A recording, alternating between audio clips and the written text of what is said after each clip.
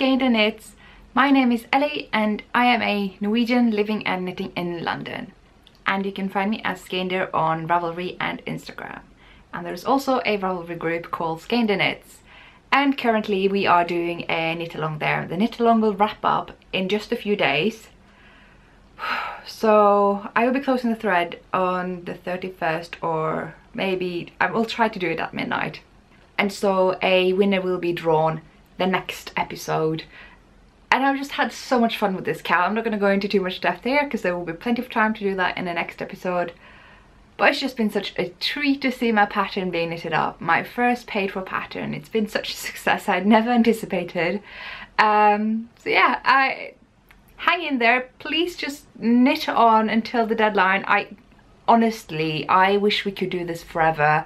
I've been loving this KAL. I don't think this is the last mitten KAL we're gonna see from me. I'd be interested to hear what kind of mitten KAL you would prefer having in the future. I certainly have a few ideas in mind, and I'd also be happy to hear when you would like to do it. Do you mind knitting mittens in the summer? I don't. I think it's nice to knit small projects in the summer when it's warm and you have mittens for the winter. We could have a KAL called mittens for the winter. That would be awesome. Anyway, I'm just thinking out loud now, and I'm also kind of churning out ideas for a KAL for the Marius knit along that I will be hosting probably in the autumn, and it will probably go on for a long time because it's going to be an adult sweater KAL. I'm just reminding people every so often that this is a KAL I'm planning on doing, but if you want to take part in the details of that KAL, please head over to my Ravelry group Skeindeer Knits, where there is a thread for the KAL. But yes, you can as ever get my mitten pattern on Ravelry. It's been so cool to see this mitten pattern trend among colorwork mitten patterns on Ravelry. Completely unexpected, and I am so grateful. And then there's of course my new sock pattern, which is still available for a 25% discount for 2 more days. So at the end of the month it will be gone. It's regular price, which is still a pretty low price. I don't like overpricing my pattern, especially now just establishing myself as a designer. But yes, you get a 25% discount for the next 2 days. So do you count the day that you're on? In which case, this goes up on Thursday. Discounts today and tomorrow. To those of you who are new here, what kind of socks is she talking about, you might wonder? Well, I have a finished object to show you, and that is that very sock pattern, which I have knitted for the second time. Because the first pair I made, I had gifted to a friend of mine for Christmas. That was just the initial purpose of making that pattern. I had it in the back of my mind just like, maybe this will be a pattern to be published, but the main purpose was just a Christmas gift. But then I came up with these different colours and I just love it. These colours are so me, and I'm amazed at how well they worked. I've just used a very unassuming, affordable yarn, Drops Fable, so you can pretty much use any yarn, any sock yarn that you like. It's really flexible. Gauge is quite emphasized in this pattern to just achieve the sock, the foot size that you have, the shoe size I suppose it's called. So this is the largest size that I am offering. I mean, if you find yourself outside the range of sizes in this pattern, you can experiment with needle size there, definitely. I mean, this is on a gauge of 32 stitches per 10 centimeters. I still don't think it's outrageous to go for a more looser gauge with these if you need even bigger socks. And the heel can be plotted in just about everywhere you want. I just prefer putting them between 2 chart repeats, but I've seen people who have made smaller sizes put them maybe here or in the middle of this. So yeah, rambling about my pattern. I'm just very happy to have it published and see how well it's done the first week. Thank you all so much. And I keep like hopping around with this. I don't know where I'm going, but I'm happy to have finished these. They fly off the needle as soon as you start knitting them, but like any other sock, they're not immune to second sock syndrome. So while I made the first sock, like the second one a bit more tougher to get into because I already seen the result and I loved it. So I was like, well, what next could I knit? But yeah, I managed to finish it. It really helped to cast it on at Edinburgh. I promised myself I wasn't going to talk more about Edinburgh because those of you who didn't go are probably fed up. But that trip just made an impression on me. So socks, finished object. Whoop. And that's not the only finished object we have this week, because I have been very productive just the past 2 days. So yesterday I cast on that sock, and today, this morning, I finished the last thumb for my shine mittens.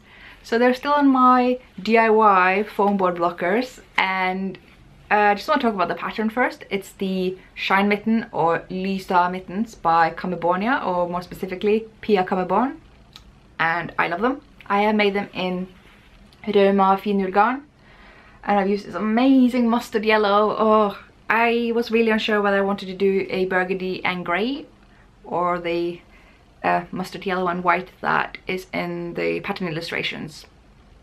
But I realized, you know, mustard and white, it's a very bold color choice, but I've seen that it works in this pattern. So I mean, if it's only going to work in this pattern, I'm going to use it for this pattern.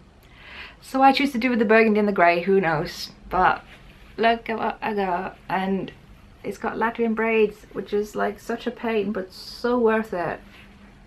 Oh, speaking of Latvian braids, I posted a picture of my advent calendar mittens a week ago, and I got so much positive feedback, so many likes, so many comments, messages. I've not replied to any. Very sorry, it was just a bit too much, in a good way.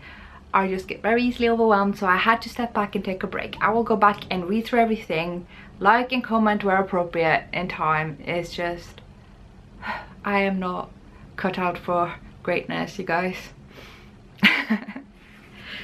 So yeah, thumbs finished, one this morning, one last night, and very happy with them. So let's take them off the blockers and see how well they fit. So yeah, just showing off the foam blockers if you're wondering what they look like.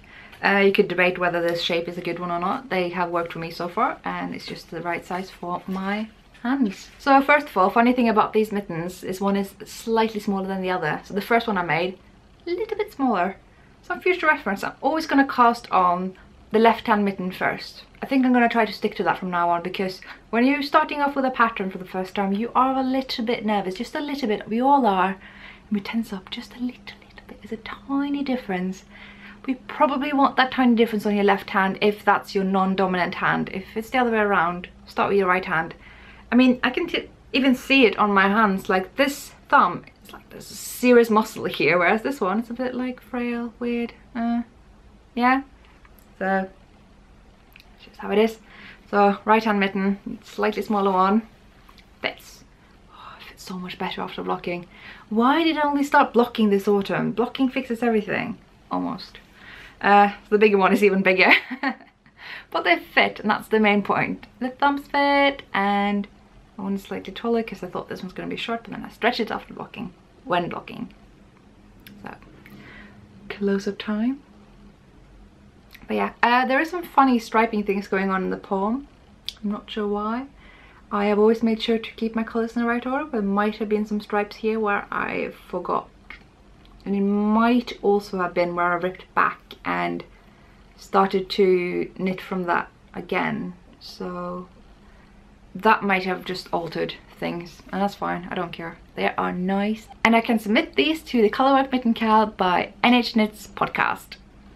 And I'll probably also submit them to the year-long Basket of Mittens KAL that is hosted by A Woolen Homestead. So yeah, very productive week. 2 pairs of mittens. 1 pair of mittens and 1 pair of socks. 2 pairs of things. And it's funny like how I always go, I buy yarn, I'm like, oh, I have a project in mind for this, I'm being good. What I never really anticipate is all the leftovers you end up with. I don't know, I might just make some minis for this or use them in some future patterns, because God knows I'm gonna make more colorwork socks and mittens, let's be honest. So what have I been working on? Well, I have been working on that thing I'm not talking about yet, and I have not been working too much on my hat and my shawl. What I have been working on is a new cast on, which is Miss Rachel's Yoke by Kate Davis. So I'm already wearing Kate Davis. This is the epistrophe cardigan, and I love Kate Davis patterns, so this is her yoke. And this has been a plan knit for a long time. I bought yarn for this project this summer, and I made the gauntlets, the fingerless mitts, twice, and I decided between the two which color combination to use for the yoke. Now I have thoughts about this. First of all, you might wonder, what is this yoke? It's a bottom-up jumper. What are you doing, Ellie? Well, I'm doing a top-down cardigan of it. Turns out it's quite easy. You do need to do the increases and the row below where you're doing the decreases, just to make sure you're not messing up the chart here. And you also need to put in 7, I prefer 7 steek stitches. So I can show you where they are. They are right here at the front. So these are 7 bonus stitches that I will be cutting through, and hopefully I will be able to make a better video of my steeking this time around than what I did with my Satin Star cardigan. So yeah, as I said, I have thoughts about this. I feel like the neckline at this point is too wide. I know I will be decreasing, I think, 1/3 of the stitches here for the next round, which I guess means, if you do have that roughly here, it will be down to this, which I guess is fine. And with a rib, I think it will close up nicely, but just in case, I'm gonna do some short rows in the neck because I like short rows in the neck. And I wish this one had short rows in the neck. As you can see, it's quite open here, and I feel a bit exposed here when I'm obviously wearing this to be warm. So short rows are in order. As for the depth of this, I think I'm struggling with my short row gauge again, because it's just going right here, and I know there are a few rows before I'm separating into the body and the sleeves, but I can't have it like this cardigan where it just goes straight in here and gets all my icky sweaty stuff. So I might just knit it a tiny bit longer. I think that's okay. I did actually compare my row gauge with my mitts to her Kate Davis's sweater that was hanging up at Edinburgh, and my row gauge is a lot shorter. It might not be fair to compare short circumference garment because I find that my row gauge is even shorter with those, so it could be that that was the reason, but just in case. But yeah, let's have a close-up again. So I'm using my trusty old Røma Finul garn mostly, and I'll get back to why I'm saying mostly. So I did the yellow mittens in that. I did my Satin Star cardigan in Finul garn, but I'm also using this other yarn. So these are my Finul skeins. I'm using 3 of those. However, I'm also using 3 skeins of PT2. You may never have heard of PT2 because it's really not the catchiest name. Here we have it. Now PT is the brand actually. It's Per Tivding, which is a given name. And thing is, it's owned by Røma. I don't know if they always were, but they are now. And this is really interchangeable with Finul garn. They are 10 meters longer per 50 gram skein, but it's really comparable. If anything, I almost prefer this. I feel like I got slightly more control. I can show you a close-up in case you can see what I see or imagine that I'm seeing. So look at the yellow and the red. I feel like it looks just a little bit wobbly, whereas when I look at the turquoise and the pink, it looks very defined and very even. Is that just me? Is that a bit less even than that? I feel like I have more control with PT2. So as with the mitts, it's been a very positive experience knitting with that yarn, and happy to try PT2 in the future. I don't know, I think the reason I'm just putting Finul garn on such a pedestal is because of the meterage. It is a nice advantage to have more meters per gram, but a good yarn is a good yarn. I think, you know, me and PT2, we will meet each other again. Now, given how many projects I have in progress, it's a bit crazy of me to cast on another yoke, but just given how fast it went with the Satin Star kofta, why not? I mean, after this color work now, it's only stocking net and rib. It's gonna be done in no time. Or I'll get bored with stocking net, because God knows I do get bored with stocking net. And I'm gonna crop it. I always crop my sweaters and cardigans nowadays. I just have a very wide bottom body area, whereas my waist and chest, not so much. So that seems to be a way of dealing with that. So last week I was hosting a little giveaway for the shawl that my podcast friend Lily of Nordic Stitches has published, and I have now drawn a winner. And the winner is post number 4, which is can you, I can't pronounce things, I'm writing it here. Your name is Jan, so congratulations Jan. I will get in touch with Lily You can message me just in case so that don't forget, but plan is for me to just tell Lily that you want and then she will sort it out. But yeah, congratulations. I look forward to see what you will make. So we have pretty much covered the usual podcast content that one covers. So what else is there? Surely I haven't been buying anything, you know, since Edinburgh, because that would be crazy, and we're not crazy now, are we? Well, as you will remember, well, one, I'm crazy. Two, I am a member of the local yarn club by A Homespun House, which is Molly's yarn, and I've been pretty obsessed with it since even before I got the first skein, but it just keeps getting better and better. And the last skein blew my mind because it's my colour. So just to recap, the whole yarn club, look away if you don't want to see it. This was the first month, which is amazing. Everything that you see here, and they all come with amazing progress keepers, which I don't really use, but I might just do that now. I mean, I did use one for my Cozy Memories blanket, so they are useful for working flat things that have a very ambiguous front and back side, I think. But in general, I don't care about keeping my progress. I just knit. So second month, it's another progress keeper, which I may have misplaced, but this is the skein, and yeah, I just love how well it went with this. But then there's the skein from this month, which is my colour. It is my colour, and it has another little progress keeper, which is a little, look at that. So look at this amazing colour, just slightly marbled, and it's just everything I could have hoped for.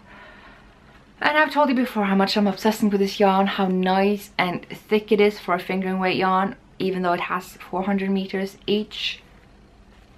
And I just want to like shout out to whoever's watching this and is a member of this yarn club. If you don't like this skein, just message me. We can sort something out. I would love to make a garment out of this with these as the contrast colors. It would be the best thing ever. I'd be, oh, I can't even tell you. If I could just have 3 more skeins of this color, that's all I need. 3. I might be good with 2 even. So if there's anyone out there who wants to do maybe a swap, maybe I could just buy it. I'm open to many things because I'm quite desperate at this point. Don't tell people you're desperate, Ellie, that's bad. You're showing your weakness. I wish my acquisition thing would stop here, really. But thing is, we have a yarn shop here in London called Nest, which is in Crouch End, which is quite far away from where I live. Except it's just a quick train ride away. I mean, I can just walk over to Old Street and take it straight up to Hornsey, and I did. And I don't know why, but I had just gotten it into my head that they have Isager Tvinni, which is a yarn I have been coveting for quite a while.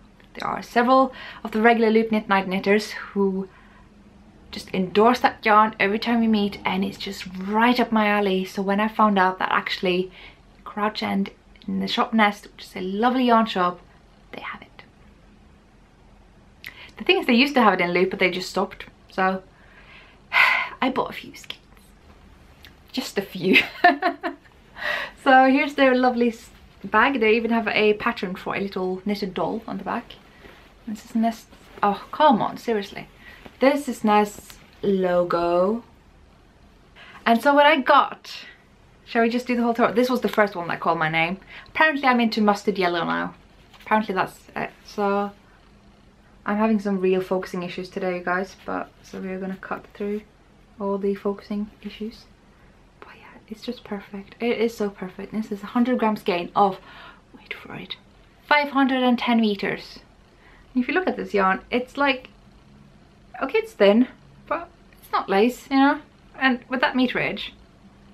So Tvinni is now my new friend. It's definitely a favorite already, so I had to get some more skeins.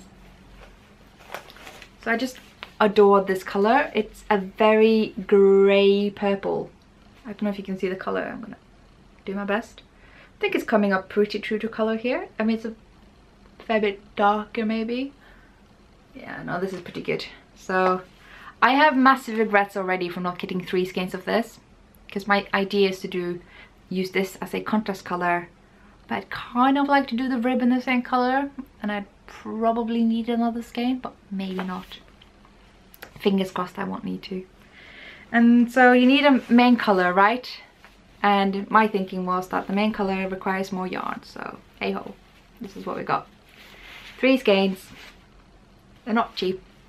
Don't know what I'm doing. Isager Tvinni and Isager Tvinni tweed looks the same to me, so they seem interchangeable. Shopkeeper couldn't really tell me what the difference was either. She was like, yeah, they are pretty much the same. So they're the same. Should we hold them up together? I don't know what I'm gonna do with the mustard, to be honest. I mean, it might go together with this actually. Why not? It might need a colour to pop. And I do have some patterns in mind, but I think my excitement for this yarn will hold up for quite some time, so I don't need to cast it on right away, for sure. There are a few sweater quantities in this stash, so I point towards that stash. It's in my closet because there's no room here anymore. So whatever I plan to knit, I don't need to decide right now, but it's nice to have something in mind. And for those of you who are curious, it's the Sandnes kofte, which is to be found in the 42 cardigan book by Sandnes Yarn, which is only Norwegian, but it's pretty nice. So yeah, pretty good haul. Pretty bad haul if you consider Edinburgh. And so that was a very lovely day where I was sitting in the park and squirrels came up to me and dogs came up to me. 4 dogs altogether. Even one of them was a little schnauzer. It was the best day. And after that, that was in Finsbury Park. I just walked down there and eventually I walked down to Finsbury Park station, took the train back home here and arrived to find some mail in the mailbox. So as some of you might remember, I got this skein at Edinburgh and I was hoping to pair it with a red skein of Kettle yarn, but they didn't have it there. So I ordered and that arrived in my mail. So these two together will be the amazing shawl by Renee Callahan, and because I keep mispronouncing the name of this shawl, I'm writing it here. But this is a shawl I've been wanting to make for years. I used to have a very occasional job at Knit with Attitude. It was just very few weekends where I would come in and help out, maybe around Christmas, and that shawl they had there, that very shawl, I think, if that wasn't a different sample, was there, and it was just, if I can make that, I'm good. So making it, but I'm making it in my colors because duh. The red is a bit more muted than I was expecting. I thought it was going to be a bit more jewel toned, a bit more vibrant. It's cherry red, which this is actually cherry red, so I don't know what I was expecting. And when I'm looking at these two together though, I'm so happy. It's gonna be amazing. And there will be leftovers, so I don't have to have like, oh my god, I'm using up this precious yarn right now. It can be used for other things as well. And I also just had to get this bag. I saw these bags at Edinburgh as well, and I thought, well, they're a bit small and a bit too stiff for being a project bag.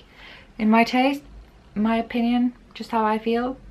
But then I changed my mind because I clearly wanted it anyway. I mean, it's so cute. Oh, it's so cute. So, I mean, it's sturdy. It's definitely sturdy.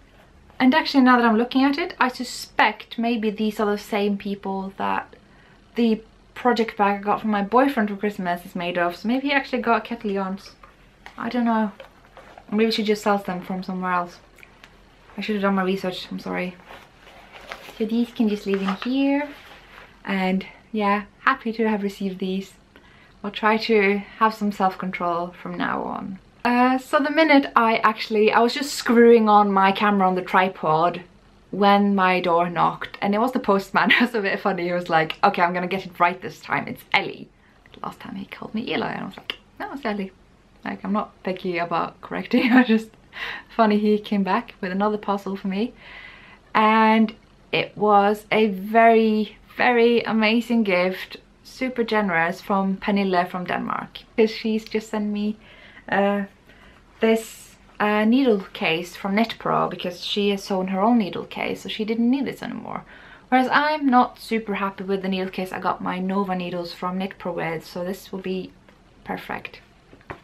And she included a little card. I'm not going to read it for you, but I'm going to show you the front, because it's just as if it was made for me. For those of you who don't know, I'm a PhD student who seems to be dabbling more into knitting than PhDing lately. reasons for that maybe a bit sad, because I'm just feeling very anxious about my PhD in my workplace, and it's not because I knit, I just knit because I need to deal with that. But you know, I have a sense of humor about everything, and this is just that. I love it. Working on my PhD project's half done. Thank you so much, Pernille. And of course, I should be getting used to this every time. Not that it even happens that often, but the few times it happens that someone goes and says they want to send me a little thing, I get just a little bit more, and it's just so generous. So let's just have a look. And it is hand sewn. It's just, first there's this little thing, and I wonder if this is what she said in the postcard, that she prefers to put extra yarns in and put it at the bottom of a project bag, which is so clever, because it will just stay there and not be in the way and contain the yarn in a safe, secure manner. And it's got a very lovely pattern, super pretty colors with this lace thing on top. Seriously, I wish I could sew. Why can't I make these things? And I got this big corresponding project bag, and not only is it a project bag, it's a drawstring project bag, which is totally my favorite. Look at that. Shall we draw the strings? Yeah. Ah, and it has a flat bottom project bag. You can't beat that. So thank you so much. That was so unexpected, and literally just happened before I was about to turn on, click record and start doing this. So amazing timing, definitely. Yeah, thank you, Pernille, thank you so much. So all the gush aside, we need to have a talk. Since ever I started podcasting, I have been very open to be available for you all, and I just want to say first, I am very grateful for everybody who's subscribing, who's following, who is posting comments, sending messages, writing on the forum, the group on Ravelry, I mean. I don't want to in any way sound ungrateful for that, and I know I'm not the biggest podcaster by far, but I get a lot of questions, and it's becoming a bit too much. I am not doing this full time, I'm doing a PhD full time. I don't have time to deal with everything, but I really want to. Whenever I get a question, I feel really compelled to answer. I can't leave it unanswered, and I feel quite mean if I do, but there are some questions that I from now on will not be answering. I might, but I might not. And I just want to kind of run through things that I will probably answer if I do, the sort of default reaction I might have to certain questions. I mean, first of all, I'm really happy to answer questions about Norwegian knitting and yarn and patterns and such, you know, things that are within my sort of expertise and experience, and maybe things that only I can know. And I completely get that sometimes you don't want an answer from Google, but I really just want to ask if you can Google it before you ask me. I mean, I understand sometimes we want the answer from one person. You want their expertise, their opinions, their knowledge, their experience. Did I say that? So I get that, and I also get sometimes you want the answer tailored to your needs, to your specific issue, and for that, by all means, ask away. The issue that I'm having is when people just go straight to me before even trying Google. Please try to use the internet before you get to me, because I can't answer every question. I'm happy to get, I'm so grateful for all the comments and messages I receive, and I read them, I appreciate them, I try to remember them, I say thank you because I mean it. But if it involves doing research, responding, it takes time, and it makes me less available for other people. If it takes time for me to respond, I need to put in some research. It makes me put off all the answering of questions, and I can't be available for everybody, and I want to be, and no matter how many subscribers I get or whatever, I still want to be that. But if I keep getting questions that I don't really need to receive, I can't. So that's kind of why I'm doing this, and I hope you understand. So okay, one question I get a lot is, can you help me get this from Norway? Whatever that is, if it's a yarn or a book or a magazine or anything. No, it's going to be the answer to that. I can't. Everything I get from Norway, I pick up from Norway myself and put in my very limited airplane luggage. The only exception to that is if I manage to persuade my mom to send me something. And this is a very difficult uphill battle. My mom is very stingy. The shipment in Norway is very expensive. We have a long argument about this. She needs to point out to me several times how much it's going to cost her, how difficult it's going to be for her to get this, because she only goes up shopping once a week to this one shopping center, and if they don't have it there, it will be very difficult for her, and that's just how my mom is. So no, I can't. It takes me months to get something that I want from Norway, so usually I just wait until I can go there myself. It's just how it is. My family dynamics, eh? So please don't ask me to get you anything from Norway, and please don't feel like I'm singling out anybody.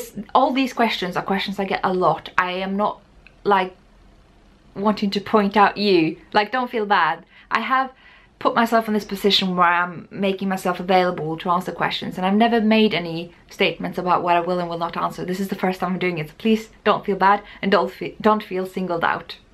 So a related question to that is often, well, where can I get this from Norway if I don't live in Norway? And I don't know. I get stuff from Norway. By being in Norway, that's where I get them. I don't know where you can order them.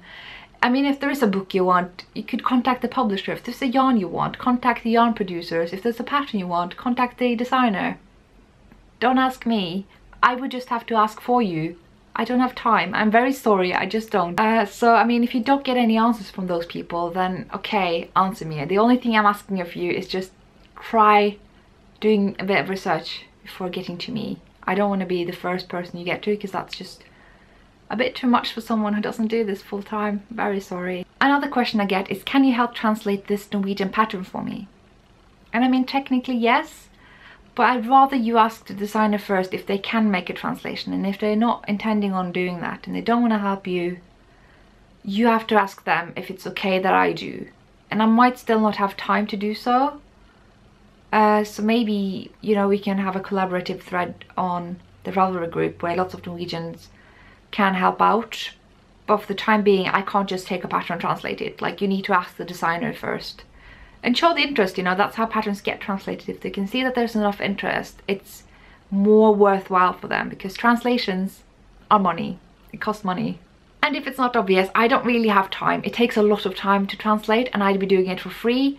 So consider if you really need me to. If you can't use Google Translate, if you can't use, you know, Drops have a dictionary, sort of. They have a word list that you can translate from Norwegian to English and a couple of other languages. That's worth looking into. So the answer to this is kind of like maybe, but not really. Related to that, I get questions if I can offer pattern support for this particular Norwegian pattern or this color work pattern. And really, I only offer pattern support for my own patterns. I mean, I am happy to help out, but I'd rather you ask the designer first. It's the designer's job to offer pattern support, not mine. I don't get anything for doing that, really. I would of course be happy to do a favor, but like I said, limited time and resources here. So if you could ask the designer first, that'd be amazing. And if that doesn't help, post on the group and I'll try to help out. And maybe someone else could try to help out as well. I'm happy for people to pitch in. Another question I get is, how do I do this and that on Ravelry? And honestly, I am not Ravelry support. You are going to have to go to Ravelry's own support sites and forum. If that doesn't help, you know, if they can't help you, sure, post on a Ravelry group and I'll see if I or someone else can help. But don't come to me first for that. It's Ravelry's job to offer that kind of support. And I also get quite a few questions. It's like, what is this? What's the difference of this and that? You know? Like, what's a mitten, for instance? Like, nobody ever asked me that, but say someone did. What's the difference between a mitten or a mitt or something? Can you Google that first? Those things are very easy to Google. So I'd appreciate if you did that. I don't want to spend too much time giving answers to questions that are so easy to find out. You can literally type in your question into Google. You know, no need to put in please and thank you. Just ask. And someone else will have asked the same question before you. Someone will have answered. And if you can't find it, then okay, you can ask me. That's fine. I just don't want to spend too much time answering questions that you can find answer to a lot quicker otherwise. And the last category of questions I normally get is, how do I knit this or that? Like, how do I make a sweater? How do I make a mitten? Well, you start with a pattern. I think that would be the best thing to do. The pattern should tell you what to do, not me. So, I mean, this is a bit of a boring thing to end the podcast with. It's something I needed to say. It's been becoming a bit of a struggle for me to keep up with everything. Questions go unanswered for a long time, which is probably also something I want to cover, is give me a bit of time to answer. Don't go, ooh, Ellie's not answered me on Ravelry for an hour and now I'm going to post the same question on Instagram. Like, I'm going to need days, maybe even a week. If I've not gotten back to you after a week, please tell me, because I might have forgotten. I may have lost the message somehow. That's totally fine. But at least give me some hours, if not a few days. It could take me several days sometimes. I do other things. Sometimes I'm away for the weekend. Sometimes, I should be working during the week. So just have some patience with me. I'm doing the best that I can, and I really want to be a available podcaster. I don't want to be someone who's just like, well, I have reached the top, I don't need to talk to you anymore. Like, that's not what I'm about. So I just want people to be a bit selective about what they're asking for me, and if you just want to talk, then just talk. It's so much quicker for me to just talk than saying, this is the answer to your question, I have now looked into it and this is the best answer I can give, you know? But I'm still happy to answer questions that only I can answer. Okay? I can tell I'm getting more unpopular by the minute now. So, gonna round it up now. This is what I have. We are finishing the Mitten KAL, you guys. I will miss it so much. It's been the best. If there's any knit-alongs that you think will be appropriate, if you follow this podcast for a long time and you're kind of seeing what I'm doing, the things that have been coming up in terms of mount patterns, in terms of what we do together in the group, if you have any suggestions for a knit-along, it'd be fun. Like, I'm really enjoying hosting knit-alongs. I enjoy seeing my own patterns being knitted, and you know, we are going to have a knit-along at the end of the year. I've been saying late summer, early autumn something, and I'm still sticking to that, although kind of leaning more towards autumn. For those of you who have not heard about this, we are going to do a Marry a sweater. If you don't know what that is, there's Ravelry, there is Google. See, we're getting into this now. And this will be an adult size sweater, or teen, you know, so that they are comparable, so that it will be fair when drawing a winner. And I have talked with SKD Yarns if we can have a discount, and they have said yes, so I might ask for that discount to be activated soon. For those of you who need time to get the yarn that you need, because you might need to do this in advance if you live, say, on the other side of the globe. Totally understand that. And yeah, I think that's all I have for today. Hope you enjoyed this episode, and I hope you have had a wonderful week, and I hope you will have a wonderful week until I see you next time. Bye.